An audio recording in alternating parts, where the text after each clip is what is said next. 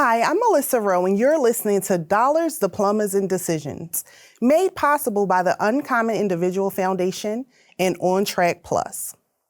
Our guest today is Senator Art Haywood. Senator Haywood was raised by his mother, a public school teacher, who instilled in him the value of hard work and getting a quality education. He earned his bachelor's degree from Morehouse College and went on to attend the London School of Economics as a Marshall Scholar to complete his master's degree. In 1985, Haywood graduated from the University of Michigan Law School. In 2009, Haywood was inspired by President Barack Obama to run for township commissioner in Cheltenham. After serving as president of the Board of Commissioners in Cheltenham, he was elected state senator for the 4th District in 2014. Senator Haywood, thank you so much for joining us today on the podcast. Oh, I'm so glad to be here. I really am interested in this topic that you've got today. I know, and I know you are an advocate for education and higher ed. My whole family has been built on education and higher education. My grandmother, my mother, my whole family, we know that education is the foundation to opportunity. And you know what? We believe that here too. So we are happy to be opening up this series with you. I'm glad to be here. All right. So Senator Haywood, let's get into it. Some years ago, I learned that Pennsylvania college graduates are among the most highly indebted in the nation. Can you talk to us about how this came to be and possibly even what we can do about it? Yeah, you're describing a tragedy. Pennsylvania students are either 1 or 2 in the nation with the highest debt, depending on the study.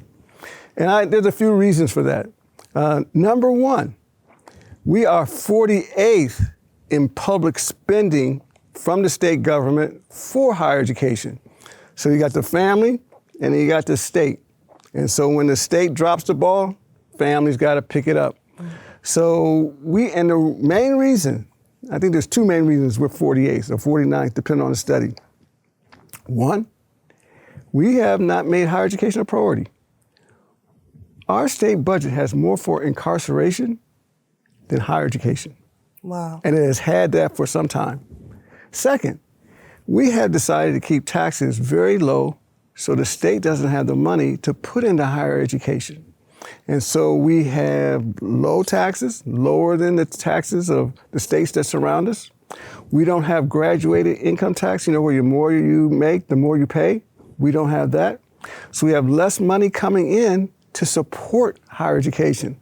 So those are some fundamental reasons why families and students have such high student debt in Pennsylvania. Wow, that's enlightening and discouraging too. I guess I would like to know, is there anyone getting it right? I mean, we're number 48 or 49. What is number 1 or 2 doing that maybe we could do, or it's just not an option for us in PA? So Tennessee has a fantastic program which allows individuals to go to the 2-year colleges and not have to dip into their own money to do so. So this is a fantastic approach, making the 2-year opportunities affordable because the state puts the money in that the families would otherwise. So this is an example for us. Legislation is in the Pennsylvania General Assembly that pretty much follows the Tennessee model of making higher education affordable. But we don't have the commitment to higher education as I described, nor do we have the money to pay for it because of how we decided to who to tax and who not to tax.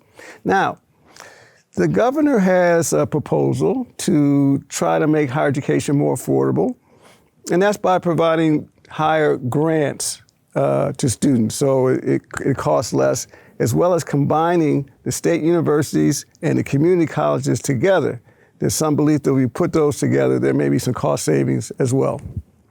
And there's another plan coming out of state Senate, mostly from Republicans, which is to provide, not deal with putting the schools together, but instead just more money in grants to the students.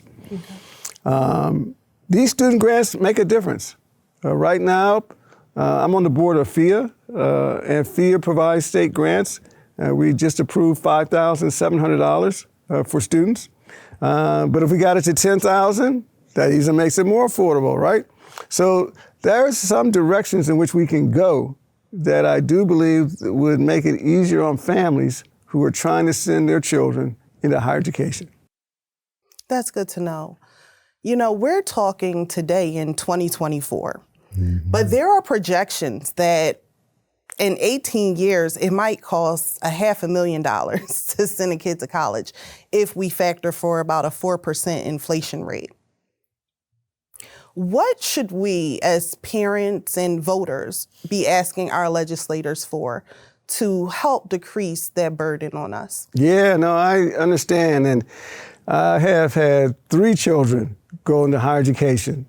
And some of them was some of the most expensive colleges in the United States. Fortunately and unfortunately, it's obviously 2 sides to that, but they've had tremendous opportunities afterwards. And the $500,000, I think, is basically for some of the higher private schools leading to that direction. We do have some low-cost options in Pennsylvania. Yes. We have a state system like Westchester and East Strasburg and Cheney and some of the state-relateds. So I do think those are lower-cost options that have quality education for families to consider. In terms of what families can do, and particularly on the election side, I would encourage individuals who are voters to vote for elected officials who are committed to higher education being a top priority, much higher than incarceration. And second, elected officials who are willing to raise enough money to make a difference. So, you know, if you go to a low-cost store to shop, then when you're going to come out of that store with is low-cost goods. That's right. Right. And so if we don't put money into higher education, then the product we're going to receive is going to be inferior, but it also will exclude families who just want opportunity. And there are so many higher education options that are 1-year programs, 2-year programs, 4 years and above. So there's a lot of higher education options. And one reason I'm so adamant about getting folks into higher education is we've got AI coming. We got artificial intelligence coming. I use ChatGPT. Yeah, we've got some serious automation coming that is going to eliminate jobs for some people who are unskilled. If we want to compete, if we want our families to compete and to have jobs into the 21st century, they're going to need some higher skills that are only going to be available in higher education. That is so true. You know, I hear a lot of parents saying, is college even worth it? I see headlines, you know, and there are folks who are taking a position that given the cost of a college education, you know, it's better to put that money somewhere else than to get their kid a degree. What would you say to parents or even students who are saying, you know what, I'm going to forego post-secondary education. I'm just going to get my high school diploma and, you know, go into the workforce or just try to make a living some other type of way? What would you say to them when they're asking, is college even worth it? Yeah. I would say going into the workforce right away is a good plan if you're going to live for 5 years. That's a 5-year plan. That's an immediate. If you're thinking about being on the planet 30 or 40 years, a full lifetime, then higher education is going to put you in a position where you can compete, because there's going to be changes in the 21st century. What we see today is not what we're going to see 20, 30 years from now. So one, you want to have the skills that will allow you to compete for a lifetime. My next door neighbor said to me one time, our children should put all of their investment into higher education before they're 30. Spend all that time investing in yourself so that you will have the rest of your life to benefit from that investment. And so if you choose not to make the investment, then from my relatives that I know who did not go into higher education, you're often earning 10, 12, maybe 15 an hour, some 17 an hour. but they're not on a path to get to 25 an hour or 30 an hour. They're not on a path to have retirement savings, because most of these lower paid jobs don't provide any retirement. Some don't have much in the way of benefits in terms of time off. So if you got a short-term approach and you think you only got to make it 5 years, that may work. But for a lifetime, the investment now can carry you into a lifetime of earning and relationships. I had talked to some young people. We have a career day in the district. And so I put on a slide pictures of my wife and I traveling. Okay. And I said, this is the life we have because of the investments that we made in education. And so if anybody wants to travel, higher education is a way to put you in a position to do so.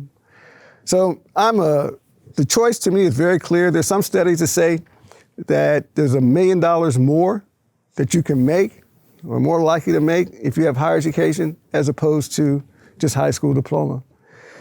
And this is not the 1970s. This is not the 1980s where making it with only a high school diploma was more likely to work out. The 21st century, our competition is all higher education.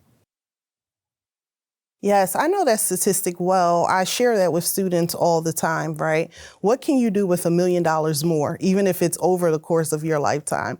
And they all agree. We can live a better quality of life with $1 million more. I also want to add to that, if someone is choosing to go directly into the workforce, I would say look at career opportunities or industries and jobs where they might even pay for your higher education. That's one of the things that my brother was able to utilize when he left high school and went directly to trade school. So thank you for that. Earlier, you mentioned Westchester and some of our state system schools. And so in PA, we refer to them as PASHE schools.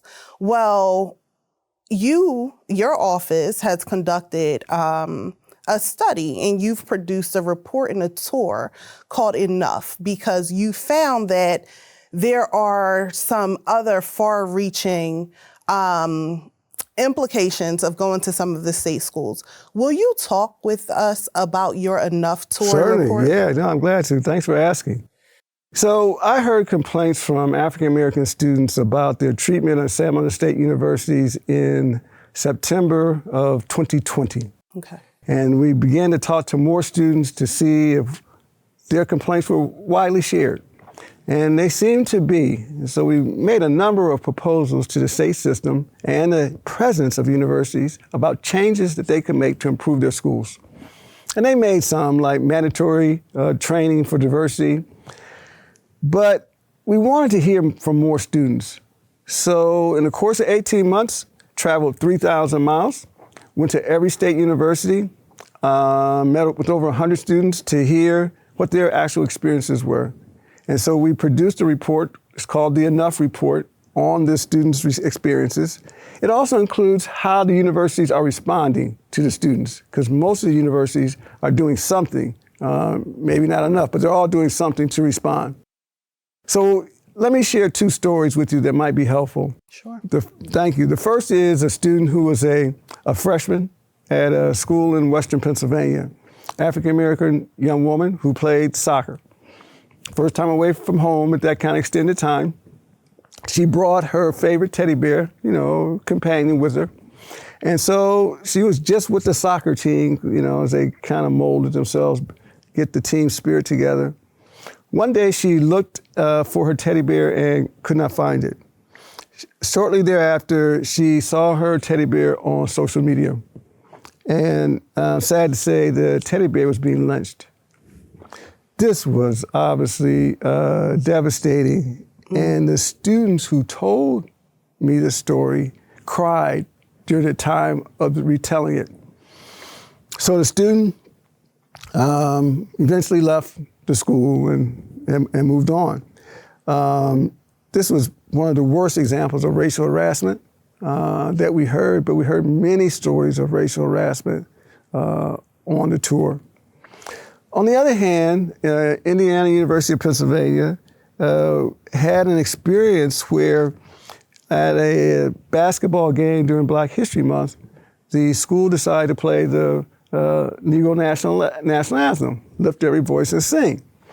And on social media, another student posted, why do those ends get their own anthem? Wow. Social media is pervasive. Many students saw it. The students, African-American students who saw it were just, they were really upset.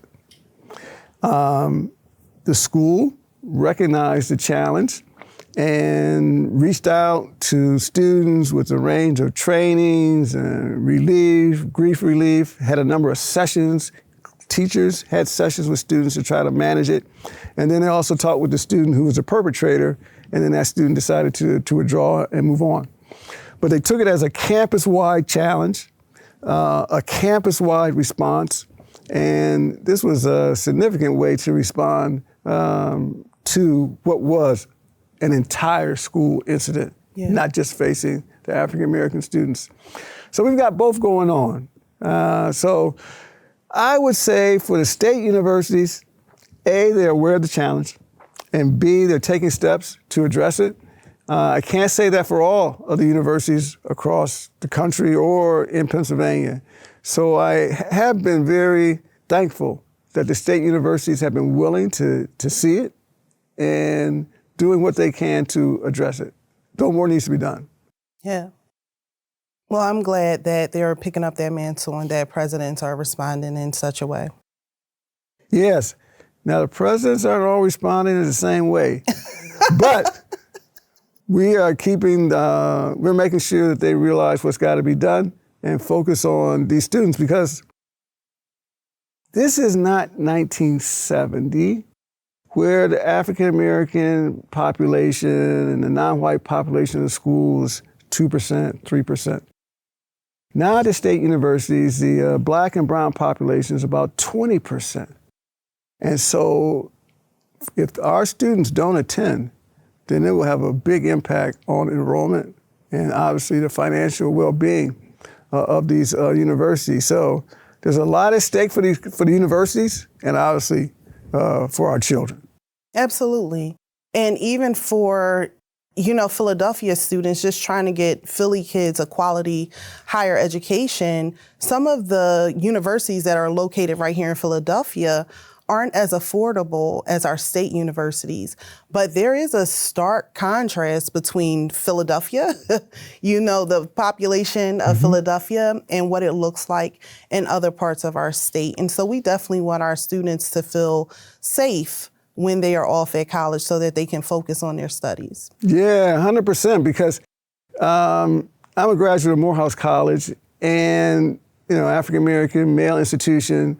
So my racial distractions were zero, right? And so it does make it easier to excel when the racial distractions are zero, where the racial harassment is zero.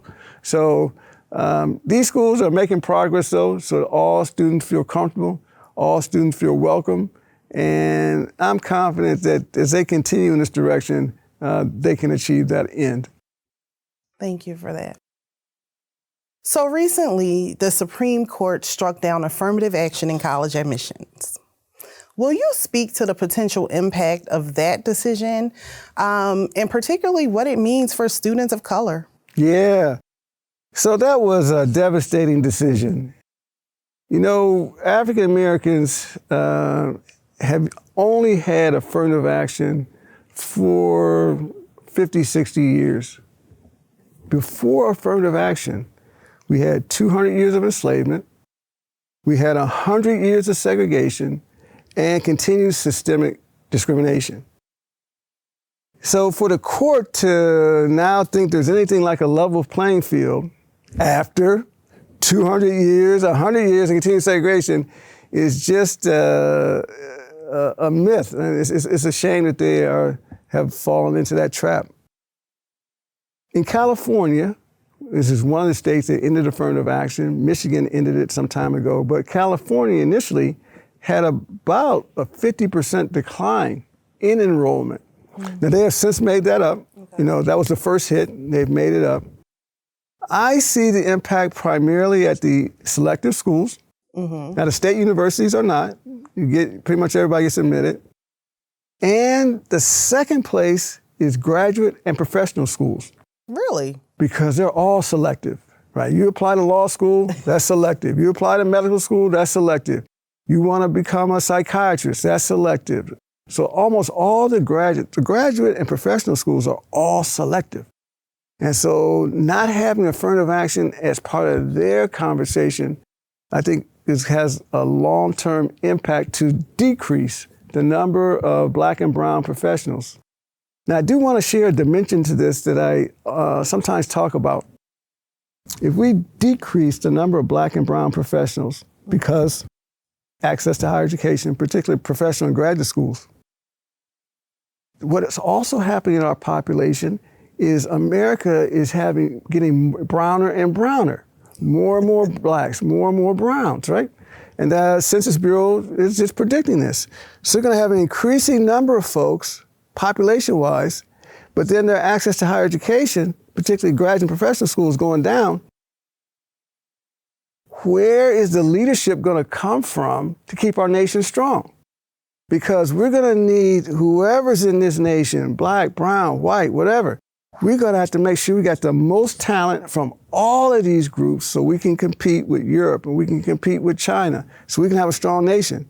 So I think it's a tremendous mistake for the future of the nation to restrict access to higher education for the very group that we're going to have to rely upon more and more and more so our nation can be strong. I'll never forget that Joe Sestak, a former congressman from Delaware County, said to me, the affirmative action is an imperative. We've got to do it. Otherwise, where's the nation going to be? And he could see that particularly from the military. So I think it's a tremendous mistake, not just for African Americans and Blacks and browns, but also for having a nation that's inclusive. We got to have some Black and brown professionals around here, right? I mean, yes. So I think it's a devastating decision from the Supreme Court that we currently have. Yeah. And for many people of color, we connect, attaining a higher education with also increase in income, like we were talking about earlier. And so we know that we have these very large wealth gaps between people of color and our white neighbors. And so I can only imagine what we'll be talking about 20 years from now. Yeah. If our folks are not in the high-paying jobs, then, it's very challenging. We got some business owners who will make it happen. I talked to a wealth manager, African-American wealth manager on Wednesday. This past Wednesday, I was down in Baltimore. His clients have $1 million in assets. That's the minimum of $1 million. And so I asked him, what's the racial composition? So he said 98% white, 2% Black and brown. So I asked him, how can we change that over time? Right. So he said, well, we definitely got to get some people in some high-paying positions, but we also need to have a lot more financial literacy. So for those who have the money, they learn how to invest in real estate, they learn how to invest in stocks. But if you're going to have a decline in the high-paying people, the path to any kind of parity Black wealth has really been slowed down. Wow. All right, well, this is I'm going to talk about an unconventional way of getting money, but I have to bring it up because I've been doing this work for over 10 years. And almost every year, I hear this response when I'm talking with students about what's your plan to pay for college? And they say to me, oh, Miss Rowe, I'm just going to jump in front of a SEPTA bus.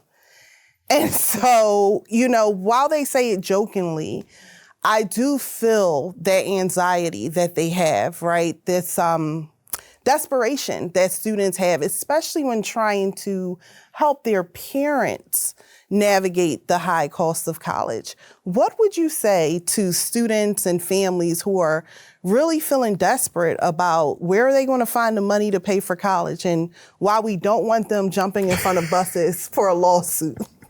Yeah, because one thing, you jump in front of the bus, you don't know if you're going to survive it. Right. So that's one of the higher risk approaches. But I understand it. I understand what where they're coming from. So what I would say in terms of paying for higher education is one, there are some lower cost options, and those are some of the state universities. So I would suggest that people consider some of the low cost options. Two, if you got some runway, you got some time and your child is 2 or 4 or 6, start saving now. State has 529 plans. That's where you can save with the state with some tax benefits, so it's less costly. So I'm a big advocate of those 529 plans that are offered by the state treasurer. And then you got savings, you got start early, and then there are choices about who are your elected officials. And if individuals vote people in who are for higher education, then we can make our priorities in the state budget, which is over $40 billion. We can make that priority higher education. And so instead of incarceration being at the top in between those two, higher education would be. Those are some of the suggestions that I have. I had 3 in college at the same time. I had a senior, I had a sophomore, and a freshman. And I don't call it student debt. I call it family debt. At least that's what it has become for me. I understand. And my family. But some of it is taking on the debt, seeing it as an investment in the future for the children and for the family. So those are some of the things I would suggest. None of that's really magic wand. It's definitely true that higher education is becoming much more available for the elite and higher income individuals, and so we do have that challenge. But I would tell any parent that if you've got to choose between a new car and put aside $400 a month for higher education, put up the $400. That's right. And let your kid buy you the car. That's right. Once they get their degree. That's exactly right. You might have to wait a while for that. But nevertheless, that's what I would say to parents. It's a hard choice, though. I don't want to minimize it. Yeah. Well, hopefully some of those things you talked about, maybe an increase in federal and state grant money can help some of our families, yes, in addition to saving with some tax benefits and all those things. Sound really good. I think the opportunities for higher education are still real. Some people will be required to work their way through, and that's okay. Working your way through higher education is okay. So there are a number of paths to get there, but the benefits are enormous. It's worth 4 years of sacrifice. Folks I had a friend of mine train for the Olympics, and what he said was, while he was training for the Olympics, he had to put everything aside and just focus on that. And that may be the case for some of our young people who've got to just have a narrow focus on getting out. And it's not easy. We don't want to pretend that it is. But the flip side is this. It may be plus $1 million. I got to tell you, I met my wife in an internship out of college while I was in law school. So I got a lot out of it. I hope that our listeners get some of those same benefits from their college education. A quality partner is also really beneficial in life. So this brings us to the end of our formal questions today. Is there anything else that you want to offer to our listeners? I just want to thank you for having this podcast, because so much of our deficits are hope deficits, not seeing what's possible. And you are sharing what's possible, lifting up hope. And I believe that with hope, we can really see that it's in us to make the positive changes in our lives and the community. Well, thank you, Senator Haywood, and thank you for shedding a light on this for us today. Thank you.